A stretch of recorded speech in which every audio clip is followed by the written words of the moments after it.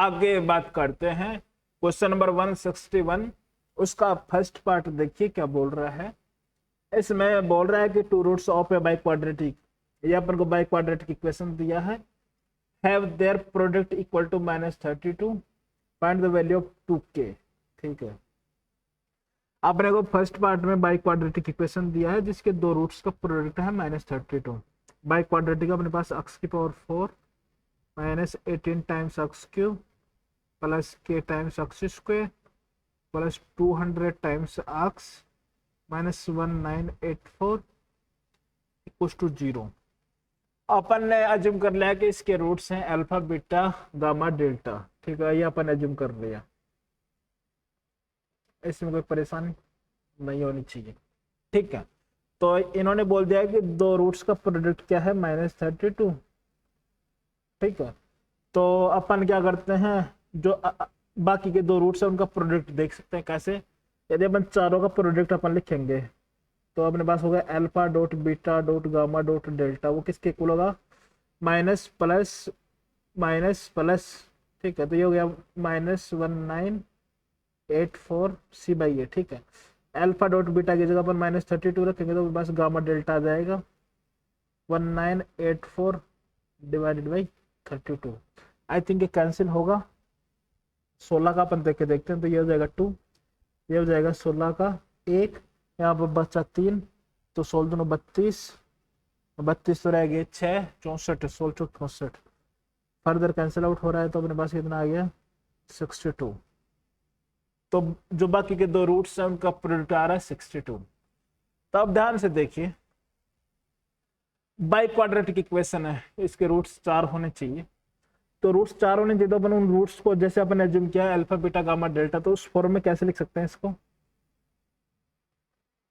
x minus alpha into x minus beta into x minus gamma into x minus delta, ऐसे लिख सकते हैं।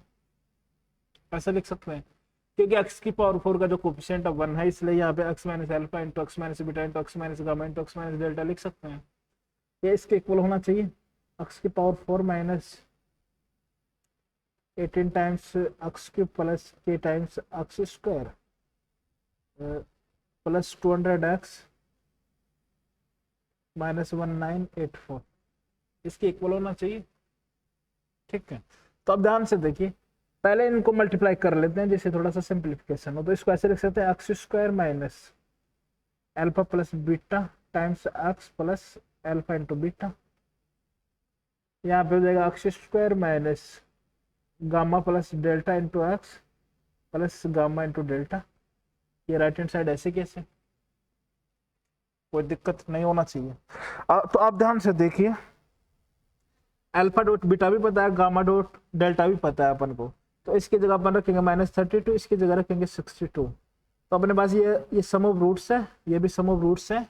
ठीक है, तो ये पेयर वाइज हो गया। तो इसको यदि अपन कुछ दूसरा वेरिएबल अपन मान ले, फॉर एग्जांपल इसको अपन ने मान लिया कुछ p, इसको ले लिया अपन ने q, तो ये अपने पास बन गया x square minus px minus 32। ये अपने पास बन गया x square minus qx plus 62 equals to, ये चल रहा है x की power 4 minus 18 times x cube plus k times x square plus 200 times x minus 1984, यही है। तो अब इनके कोफिशिएंट्स इक्वल होना चाहिए। तो x की पावर 4 का कोफिशिएंट तो कंपेयर करने की जरूरत नहीं है, दोनों साइड बना। अब x क्यूब का कोफिशिएंट लेफ्ट साइड देखते हैं वो क्या बन रहा है। देखो x क्यूब कब बनेगा, जब x स्क्वायर इधर x से मल्टीप्लाई होगा तो ये हो जाएगा माइनस क्यूब, जब इधर आएगा तो x स्क्वायर रहेगा। ठीक है, x स्क्वायर का काम खत्म होगा। अब x पे चलते हैं, x का जब x स्क्वायर से मल्टीप्लाई होगा तो x क्यूब बनेगा, तो यहाँ पे आएगा -p, फिर आगे जाएंगे तो x स्क्वायर बनेगा, x क्यूब नहीं बनेगा।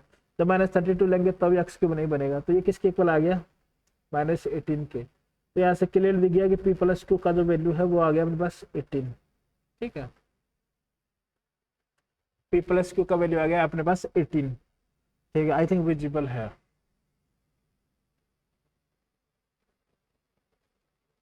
और अपन x स्क्वायर कोफिशिएंट पर कंपेयर करते हैं। x स्क्वायर कोफिशिएंट कब बनेगा, जब इसके साथ क्या हो, कांस्टेंट टर्म हो, तो x स्क्वायर के साथ कांस्टेंट टर्म आएगा 62। फिर इसके साथ बाकी नहीं आएगा। अक्स के साथ कब बन सकता है, जब यहाँ पे अक्स हो तो यहाँ पे आएगा minus minus plus p Q. फिर अपने पास क्या रह गया, अक्स स्क्वायर नहीं बन सकता, ठीक है।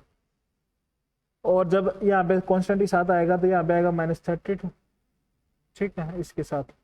तो राइट हैंड साइड अपने पास के, तो ये कितना आ गया 32, तो ये आ गया अपने पास 30 plus p q equal to k, ठीक है। अब अपन अक्स का कोफिशिएंट देखते हैं। अक्स का कोफिशिएंट कब बनेगा, अक्स स्क्वायर के साथ तो नहीं बन सकता, अक्स इसके साथ बन सकता है, तो इसके साथ कैसे बनेगा, जब ये अपने पास क्या हो कांस्टेंट हो, तो ये आ जाएगा बस -62p, ये खत्म हो गया, इसके साथ नहीं बन सकता, इसके साथ बन सकता है +32q, ठीक है, बाकी नहीं बन सकता। ये किसके इक्वल होना चाहिए, 200 के, ठीक है। तो ये अपने पास कुछ कैंसिल आउट हो रहा होगा किससे, ये अपना आ जाएगा 31p plus 16q equal to 100, ठीक है। ये अपने पास है p plus q equal to 18। तो अपन क्या करते हैं, इसको 16 से क्या कर लिया, मल्टीप्लाई कर लिया, तो ये अपने पास आ गया माइनस माइनस माइनस, तो ये निपट गया। तो ये अपने पास हो गया 47p इक्व टू, ये हो गया अपने पास 18 × 16, 8 6 की 48, 4 8 6 कम 6 4 10, 8 1 8 8 2 288, तो ये हो जाएगा अपने पास 188, सही लिखा है क्या, आई थिंक, क्योंकि ये अपने पास बना 288 माइनस 100, तो माइनस का 188 हो गया, तो कैंसिल आउट हो रहा है क्या, आई थिंक 4 बार हो रहा है। तो अपने पास यहाँ से पी का वैल्यू आ गया 4, पी का वैल्यू आ गया अपने पास 4, पी का वैल्यू 4 है, तो क्यू का वैल्यू आ गया अपने पास 14, क्यू का वैल्यू 14 आ गया, तो अपने पास के का वैल्यू कितना आ रहा है 30 प्लस, अपने पास हो गया ये 56 है, तो के का वैल्यू हो गया अपने पास 86। आई थिंक आप कैलकुलेशन देख लेना, आई थिंक के का वैल्यू आ रहा है अपने पास 86 है। तो अपन को क्या पूछा है, 2k का वैल्यू पूछा है, तो उसका डबल कितना हो जाएगा, 86 का डबल कितना हो जाएगा 172। तो आई थिंक इस क्वेश्चन का जो करेक्ट आंसर होगा वो होगा 172। अब आप दूसरा मेथड देखिए, ये तो अपन ने कोफिशिएंट कंपेयर करके फाइंड आउट कर लिया जो भी अननोन थे।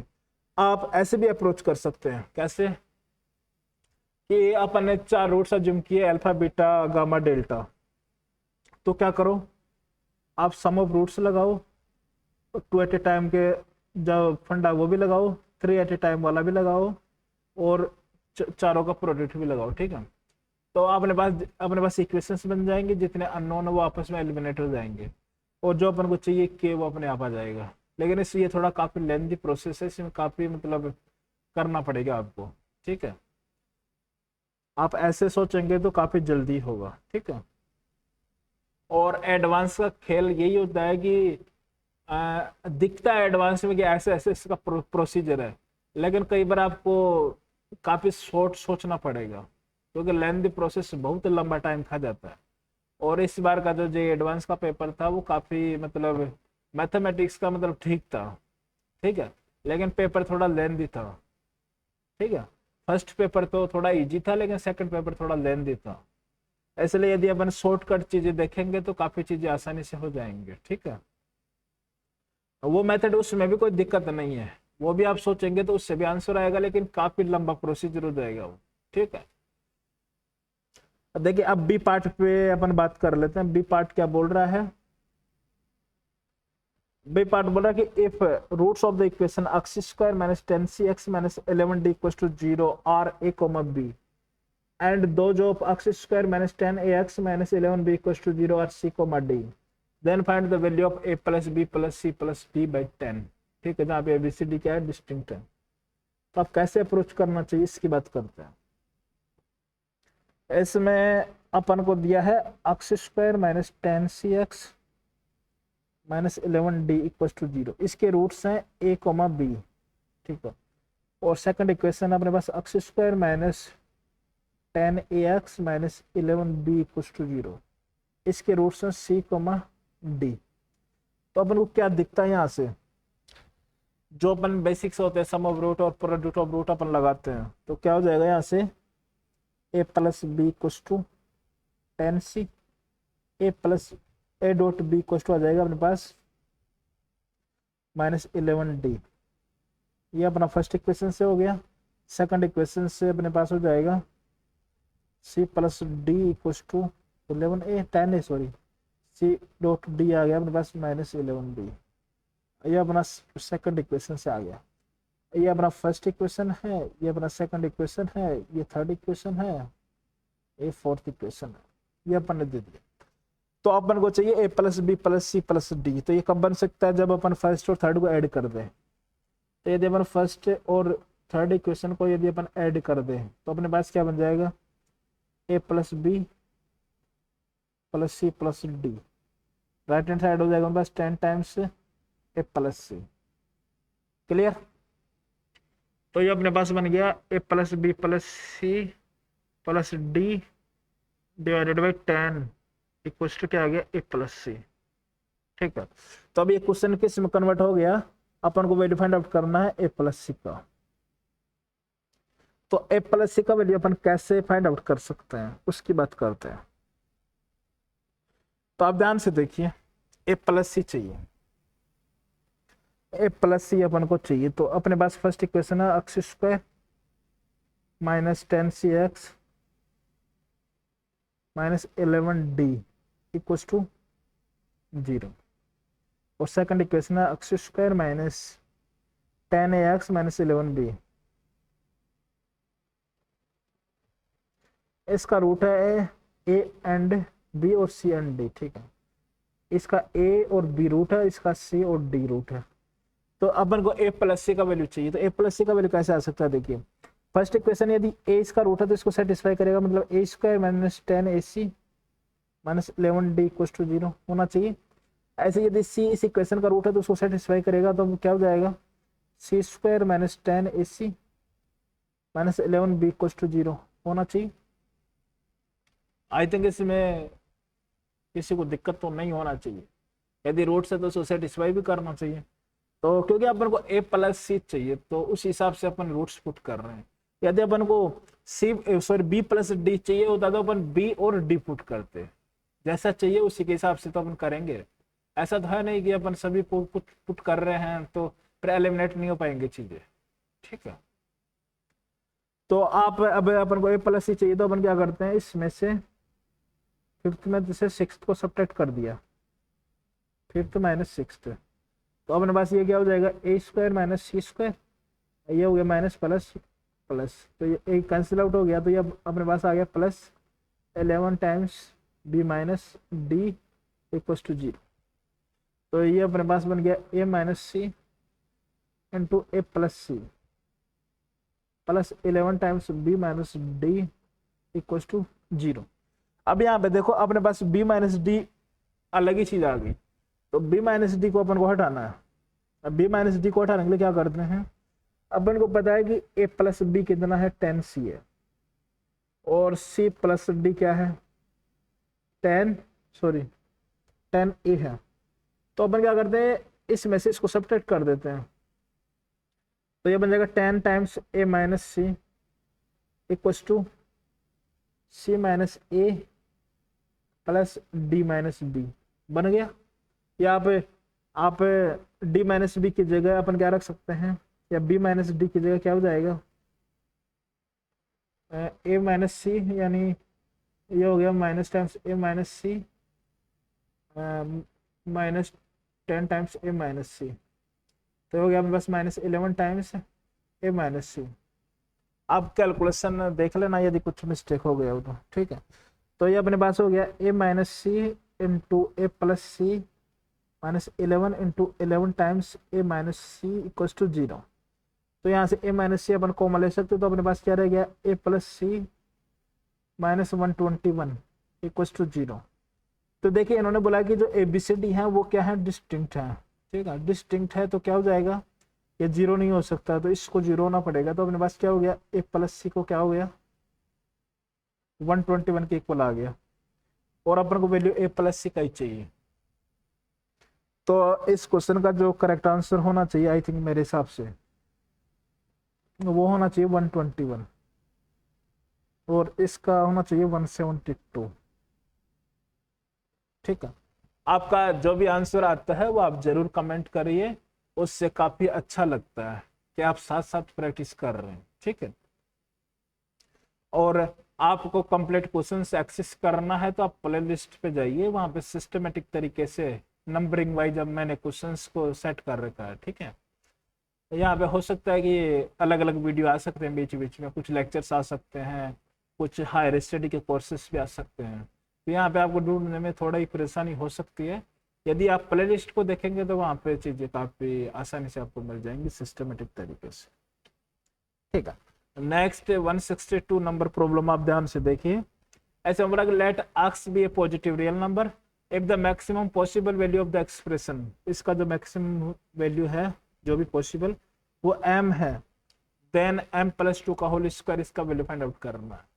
नेक्स्ट पार्ट बोल रहा है कि let p of x equals to x square plus bx plus c where b and c are integer if px is a factor of both, जो px है इसका फैक्टर है और इसका फैक्टर है, then find the value of p of 1, p of 1 का value find out करना है। ठीक है, आप ध्यान से ट्राई करिए। नेक्स्ट क्वेश्चन में आपको शो कर देता हूँ, जो भी आपका आंसर आता है वो कमेंट जरूर करिए। ठीक है।